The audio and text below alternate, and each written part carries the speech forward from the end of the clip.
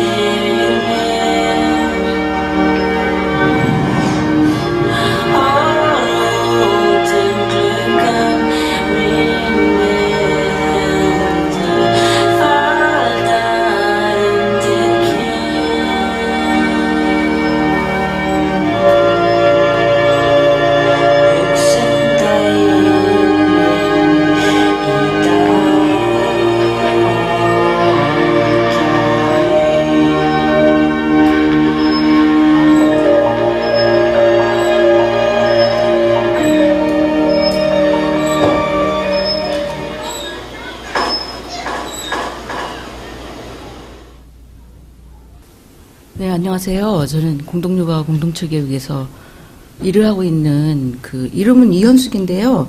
별명은 저희가 별명을 불러서 별명이 제가 거인입니다. 우리 아이가 5살 반쯤 때 저희 이제 공동육아 어린이집을 보냈었는데 그 아이 친구들이 저한테 붙여준 별명이 거인이에요. 이게 처음엔 괴물이었는데 그 괴물이 청소 괴물이었어요. 제가 청소를 저녁 때 가서 청소를 하니까 청소하는 걸 보고 청소를 너무 잘했나 봐요. 그래서 청소괴물이라고 붙였다가 계속 부르기가 이상하니까 거인으로 바꾸자. 이래서 이제 거인이라는 별칭을 받게 됐고 지금까지 쓰고 있습니다.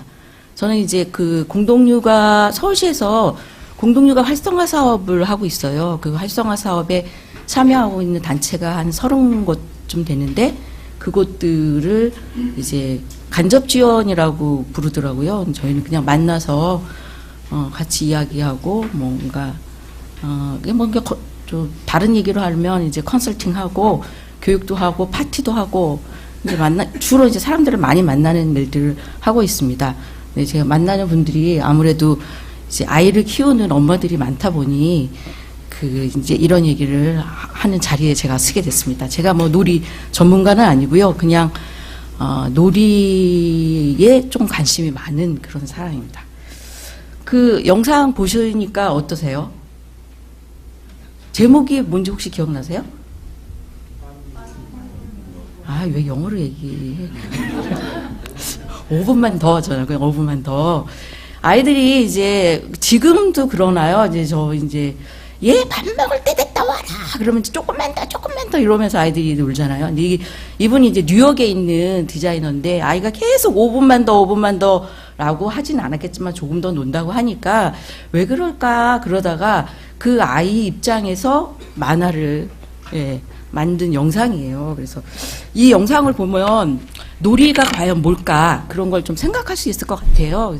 아이들 입장에서는 놀이는 발산이자 몰입이고 어른들한테는 뭔가 이렇게 좀 충전하거나 쉬거나 아니면 또 저와 하는 거죠. 약간 사람들 사이에서의 관계성을 다시 회복하는 그런 기운을 얻는 것 그런 것들이 놀이라고 할 수 있고요.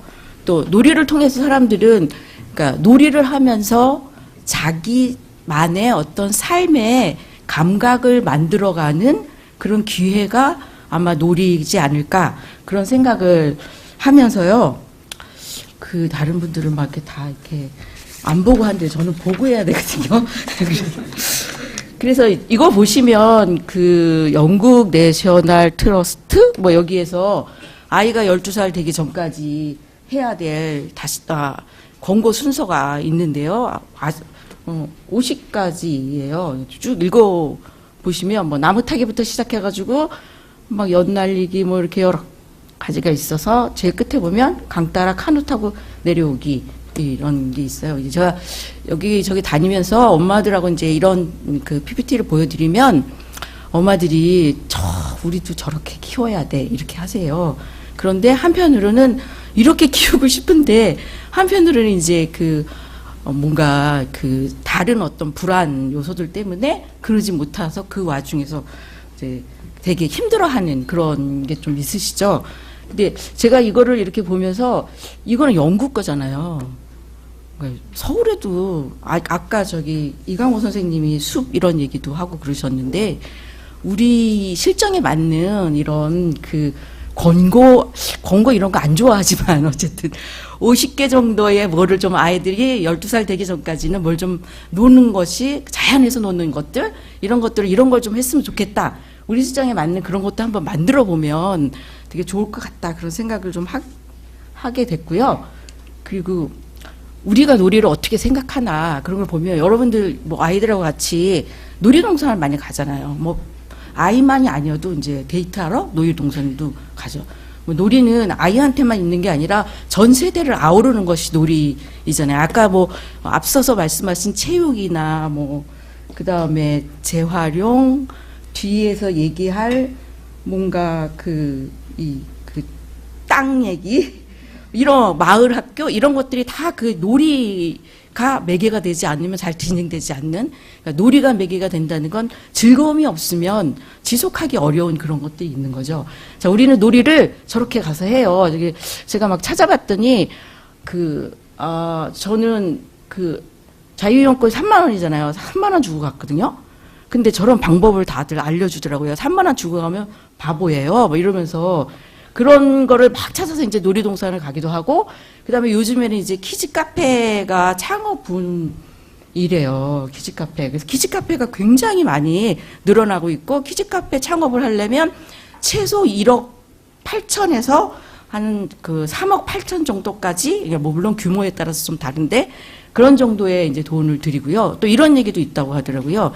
그러니까 땅을 밟고 흙을 밟고 노는 아이들과 키즈 카페에서 노는 아이들, 그러니까 땅을 밟고 노는 아이들은 저기 좀 못 사는 사람들, 그 다음에 키즈 카페 안에서 이렇게 노는 사람들은 잘 사는 아이들, 이런 식의 뭔가 그런 뉘앙스들도 가지고 있다는 얘기를 좀 들어서 깜짝 놀랐는데, 그 다음에 또 우리가 많이 놀러 간다 그러면서 하고 있는 것은 이런 거죠. 뭐 노래방, 여기는 전국에서 노래방이 제일 많이 모여 있는 빌딩이랍니다. 네. 그래서 노래방, 그 다음에 또 많이 가는 곳들이 이제 아이들이 많이 가는 곳도 저기가 있죠. PC방. 네, PC방이 있고 또 불금에 다 이렇게 하시죠. 네. 이렇게 그리고 아이들은 스마트폰을 쥐고 이 아이보다 훨씬 더 어린 아이 때부터 스마트폰을 쥐고 아이들이 놀고 있어요. 그러니까 이렇게 하면서 놀이가 뭔가를 그러니까 자연 속에서 혹은 새로운 것을 창조해 나거나 생산해내는 것이 아니라 소비를 해야지 놀이가 되는 그런 상황이고, 그 다음에 그렇게 진행하다 보니까 놀이를 잃어버리면서 오히려 놀이 치료를 권하는 그런 사회에서 우리가 살고 있는 것 같아요. 그래서 놀이를 잃어버리고 놀이 치료를 권하는 게 아니라 놀이를 되찾아야 된다. 놀이를 회복해야 된다. 뭐 이런 얘기를 좀 드리고 싶은 거고요. 이 그림을 보시면 이거는 뭐 르네상스 시대에 피테르 브루겔이라는 그 화가가 그리신 거래요. 이게 1559년에 그리셔서 그리신 거라서 이분이 네덜란드 분이신데 자세히 나중에 혹시 한번 인터넷에 찾아보세요. 이 안에 500가지의 놀이가 들어있답니다. 우리는 그 놀이를 보면 자세히 제가 조금 봤거든요. 우리가 놀았던 놀이들, 여러분들이 어렸을 때 놀았던 놀이들, 지금도 좀 놀고 있는 놀이들, 이런 놀이가 다 들어가 있어요. 이런 놀이를 다시 우리가 회복해야 된다. 그런 회복을 해야 되고요. 또 사람들이 살다 보면은 혹시 지랄 총량의 법칙이라는 얘기 혹시 들어보셨나요? 그러니까 사람들이 이렇게 살다 보면 그 에너지를 쓰는 어떤 기운이 있는데 그 기운을 다 써야 된다. 종료 시간 1분이래네요. 네. 그래서, 근데 이제 저는 이제 놀이도 그런 총량이 있지 않나 그런 생각이 좀 하고 있고요. 그러면 우리가 어떻게 좀 변화를 해야 될까? 변화는 우리가 놀이를 회복하는 것부터 시작돼야 되지 않을까. 그래서 사람들이 스스로 하고 싶은 것, 그리고 사회에서 요구되는 것, 그리고 우리가 할 수 있는 것, 그런 지점을 좀 찾아서 좀 지내게 보면 좋지 않을까 그런 생각을 하면서 아까도 그런 얘기 나왔는데 안전에 대한 우리가 지금 굉장히 많은 그 딜레마에 좀 빠져 있는 것 같아요. 그래서 안전에 대한 어떤 균형 감각을 다시 찾아야 되겠다. 그리고 또 하나는 어떤 사업을 진행함에 있어서의 어떤 평가라는 것, 그게 이제 숫자에 기반된 어떤 평가가 아니라 뭔가 삶의 만족도, 이 일을 통해서 어떤 사람들이 어떤 만족감을 더 얻었나, 이런 기준으로 어떤 평가의 기준이 좀 달라져야 되지 않을까, 그런 생각을 좀 하고 있고요. 그 다음에, 그래서 서울은 좀 뭐를 했으면 좋을까? 놀이 친화 도시 서울이 좀 됐으면 좋겠다. 그래서 서울에서 할 수 있는 거는 이제 놀이 헌장을 좀 제정하면 좋겠다. 그래서 놀이 헌장은 아이들한테 놀이 시간을 좀 되돌려 주자는 의미에서 놀이 헌장을 제정을 하는 것이 어떨까라고 제안을 드리고요. 이거는 강원도의 어떤 교육감님께서 벌써 시행을 하셨어요. 그 다음에 저희가 그 골목을 다니다 보면 그 어린이 보호구역이 많이 있잖아요. 학교 앞에 어린이 보호구역이 있는데 놀이 보호구역을 만들어서 그 골목 안에 자동차가 점거해서 아이들이 다니지 못하고 사람들도 이렇게 마음 편히 다니지 못하는 그런 골목이 아니라 놀이가 있는 골목을 만들 수 있는 차 없는 골목을 좀 만들어 보는 건 어떨까? 그리고 놀이 시간을 좀 보장하는 것도 어떨까? 초등학생한테는 한 100시간 정도, 중등학생한테는 70시간, 고등학생한테는 50시간. 물론 그 고등학생은 다 노는 게 아니라 무슨 동아리 활동이나 이런 것들을 하겠죠. 그리고 또 중요한 건 저희 같은 직장인들한테는 점심시간을 늘려야지, 늘리는 것은 어떨까. 예. 그래서 뭔가 좀, 그 문화를 좀 누릴 수 있는 그런 그 삶을 살아갈 수 있도록 우리가 마을에서 같이 좀 힘을 합했으면 어떨까 그런 생각이 있고요. 그 다음에 좀 중간 지원 조직이나 이런 데서는 좀 여백이 있는 시공간을 좀 만들었으면 좋겠다. 그런 것들은 어떻게 할 수 있냐면 사람들이 할 수 있는 거는 다양하게 놀이를 시도하거나 어떤 놀이 모임을 하거나 이런 것들에 대한 지원을 좀 해주거나 그다음에 자연과 흙이 있는 놀이터로의 그 회복과 복원을 할 수 있는 것들을 좀 하거나 그다음에 놀이터에 우리가 가보면은 다 꽉 들어차 있어요. 그래서 들어차 있는 게 아니라 좀 여백이 있어서 그러니까 놀이를 하는 사람들이 만들어가는 그런 놀이터, 그런 공간으로서의 놀이터가 좀 있으면 좋겠다. 그 다음에 골목마다 이렇게 할머니들이 이렇게 길바닥에 나가서 계시거든요. 이런 게 좀 약간 그 틈새에 어떤 골목 평상이 좀 있어서 사람들이 모일 수 있는 그래서 관계성을 만들어가는 것들을 좀 시도했으면 좋겠다. 그 멍때리기 대회 혹시 들어오셨는지 모르겠는데요. 그 멍때리기 대회가 요즘에 페이스북에서 엄청난 폭발적인 인기를 얻고 있습니다. 이런 것들도 필요하겠죠. 그럼 마을에서는 마을 사람들은 어떤 일을 좀 할까? 그 놀이력을 좀 회복했으면 그런 활동들을 우리가 했으면 좋겠다. 놀이력은 이런 거죠. 좀 동네에서 놀이 축제가 일어나고 그 다음에 학교에서의 요즘에는 체육행사나 아니면 운동회 이런 것들이 점점 사라지고 거의 없다고 해요. 그래서 그 학교의 운동회가 놀이 축제로 그래서 동네 축제로 될 수 있도록 하는 그래서 사람들이 그 놀이를 통해서 삶의 감각을 회복하고 그 관계성을 회복하고 함께하는 어떤 그 과정을 통해서 공동체가 이렇게 나한테 흥을 주는구나. 공동체의 힘을 또 느끼고 그러면서 놀 줄 아는 어른들, 그 다음에 놀 줄 아는 아이들, 그러면서 그 어른들과 아이들이 즐기며 살아가는 그런 마을을 만들기에 가 가능하지 않을까. 놀이를 통해서 그렇게 좀 말씀을 드리고 싶습니다. 감사합니다.